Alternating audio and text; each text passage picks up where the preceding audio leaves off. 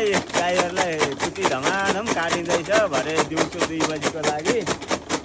यो तपाईँले यो व्यवसाय गरेको कति वर्ष भयो? यो भयो होला 10-15 वर्ष हौ। कतिको सहज छ? यो आनन्द एकदम, कसैको गाली खानु पर्दैन, केही पर्दैन। आनन्दले मजाले गाईबस्तुलाई स्याहार सुसार गऱ्यो, चट्टसँगले घरमा बस्यो।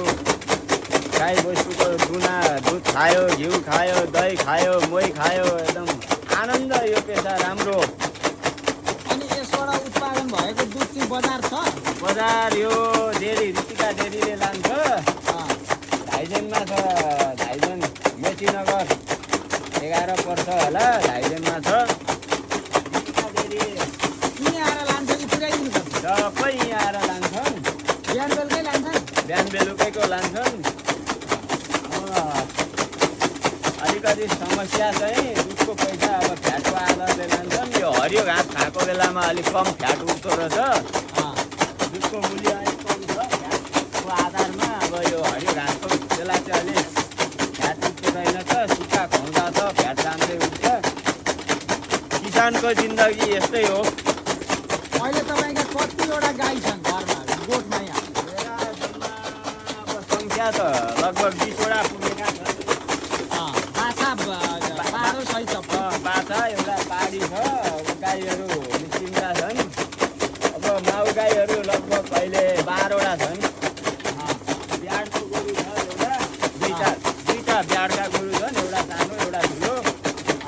अनि मसिना बाछाहरू छन् 10वटा बाख्रा छन्। यस्तै छ। अनि तपाईँको यो गाईहरूको नि सबैको इन्सुरेन्स छ? जम्मैको इन्सुरेन्स गरिसकेको छ। अब भदौतिर होला दिनुपर्ने बेला आउँछ। त्यसमा असहजता कतिको त्यस्तो त छैन नि?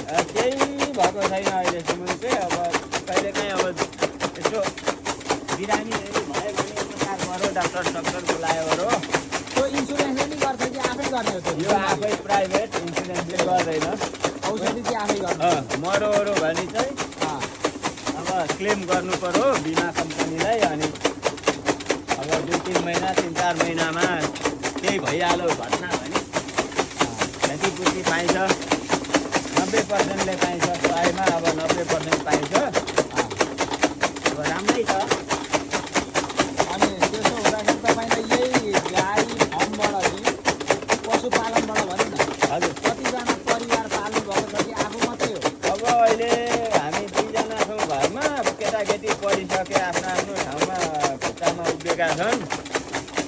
बुहारी टिचर थिइन्, माइली बुहारी। कान्छी बुहारी पनि टिचरै थिइन्, अहिले बाहिर जान प्रोसेसमा बसिरहेछिन्।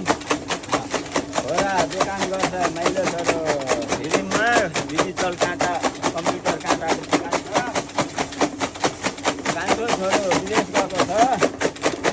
माइलो छोरो पनि जेठो छोरो पनि विदेशै छ। अब ठिकै छ। नाति नातिना स्कुल जान्छन्, पढ्छन्। अब घरमा भेला हुँदा एउटा रमाइलो हुन्छ सबैजना हुँदा। तपाईँले अब यस्तो अवस्थामा गाई फार्म नि चलाउनु भएको, कृषि फार्म भनौँ न, हजुर। पशु पाल्नु भएको छ। अब तपाईँलाई राज्यबाट सेवा सुविधाहरू चाहिँ के कति पाएको छ अहिलेसम्म? राज्यबाट सुविधा एउटा यो अहिले चल्दै गरेको कुटी काट्ने मेसिन पशु भेटनेरीले 50% अनुदानमा उपलब्ध गरायो। अब एउटा कृषि विकासले के अरे जिल्ला भेटनेरीले एउटा कुटी काट्ने नि मेसिन अनुदानमा दिएको थियो। 30-32 हजार पर्ने त्यो थियो एउटा।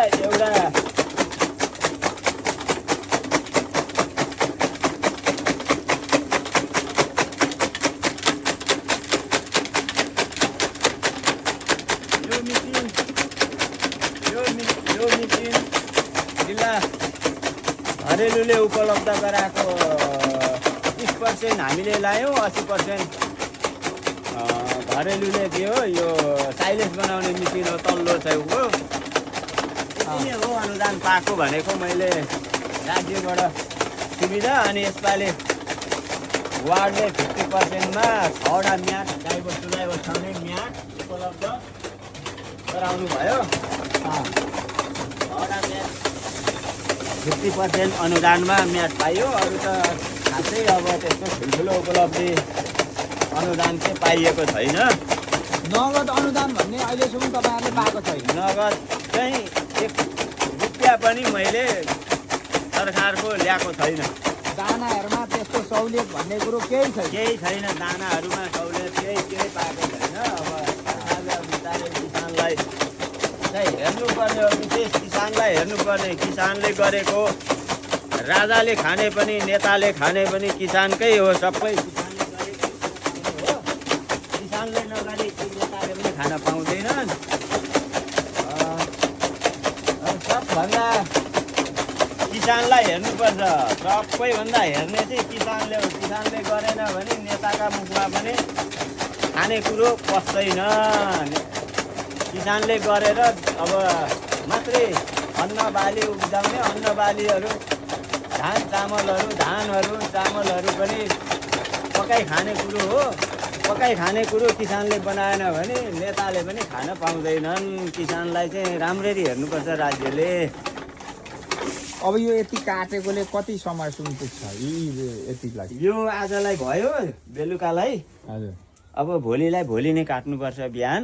भोलि बिहान काटेकोले बिहानलाई पनि हुन्छ, बेलुकालाई पनि हुन्छ।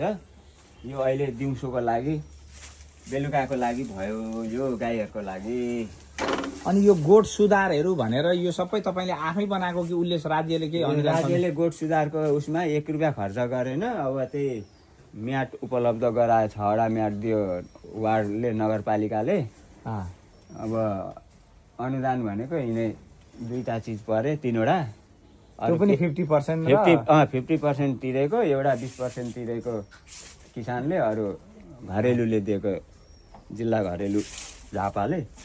अनि किसानले त तपाईँको के छ भने अब करोड अनुदान पाउँछन् भनेर भन्छन्। त्यो करोड पाउने यति झोला जुन नेताको चाकरी गर्छन्, नेताको चाकरी गर्नेले गाईबस्तु पनि छैनन् हो। त्यस्ताले चाहिँ कागजमा लिखित मिलाएर खाएका छन् पैसा। हामीले धेरै बुझेको छ। साँच्चो किसानको घरमा गर्नेको किसानका घरमा चाहिँ मान्छे आइपुगेका छैनन्। यो कति वर्षदेखि तपाईँले गरेको अरे? यो अब पहिला त अब अलिअलि थिए, 5-6वटा थिए। अब व्यावसायिक हिसाबले चाहिँ 10-15 वर्ष हुन लाग्यो गर्न थाले। 15 वर्षमा कुनै अनुदान केही पनि छैन पाएको चाहिँ भन्ने कुरो छैन।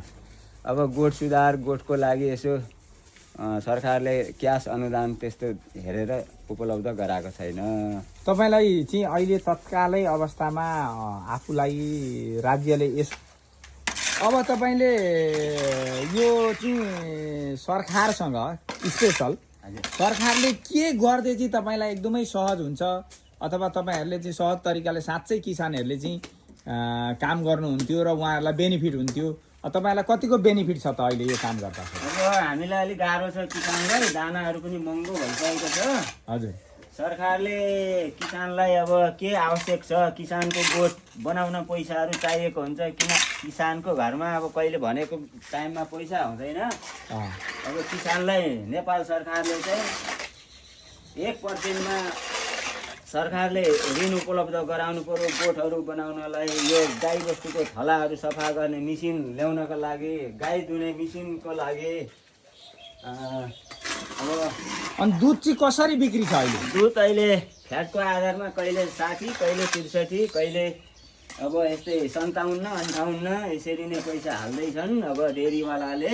अनि डेरीमा हामीले बजारमा बाहिर दुध त अनि 100 रुपियाँ अब पर्छ त लिटरको। अब यहाँ त्यसरी फ्याटको आधारमा लान्छन्। अब उनीहरूले अब 90-100ले बेच्छन्। हामी किसानहरूलाई दुधको भाउ पनि छैन। अब दुधको भाउ किसानले कम्तीको पनि डेरीले 100 रुपियाँले बेच्दा हामीलाई चाहिँ अब घरबाट उठाउँदा पनि करिब 70 देखि 75-80 को बिचमा यो पैसा भयो भने हामी किसानलाई अलिक राम्रो हुन्छ। अब अलिक किसानलाई पनि जाँगर चल्छ। अनि किसानलाई एकदम सहुलियत दरमा ब्याजमा पैसा ऋण 10 वर्षलाई 15 वर्षलाई कतिलाई हुन्छ सरकारले यो उपलब्ध गराउनु पर्यो। अनि सच्चा किसान चाहिँ कसरी चिन्ने सच्चा त फेरि? किसान गाउँमा घुमेर गोठमा घुमेर कति वर्षदेखि काम गरेको हो, कति वस्तु छन्, कस्तो खालको मान्छे हो, एकदम गाउँमा पसेर ठ्याक्कै गोठाउँदै गएर गाउँमा सरजिमिन गरेर मात्रै किसानको हातमा कार्यक्रमहरू लानुपर्छ। नेपाल सरकारले कोठामा बसेर अफिसमा बसेर किसानको आवश्यकता कमिसनको भरमा किसानलाई कहिले पनि कर्मचारीले काम गर्न सक्दैन। कर्मचारीहरू घरमा किसानको घरमा गएर गोठमा गएर राम्ररी हेरेर यो किसानले गर्न खोजेको हो कि होइन, साँच्चै किसान हो कि होइन, साँच्चै किसान हो कि होइन, किसानको कति उपलब्धि छ, कसो गर्दैछ, किसानलाई के आवश्यक परेछ, त्यो कर्मचारीले नेपाल सरकारका कर्मचारी तलब खाएर भत्ता खाएर पैसा खाएर बस्ने कर्मचारीले चाहिँ राम्ररी गोठमा गएर दिनु पर्यो कार्यक्रम।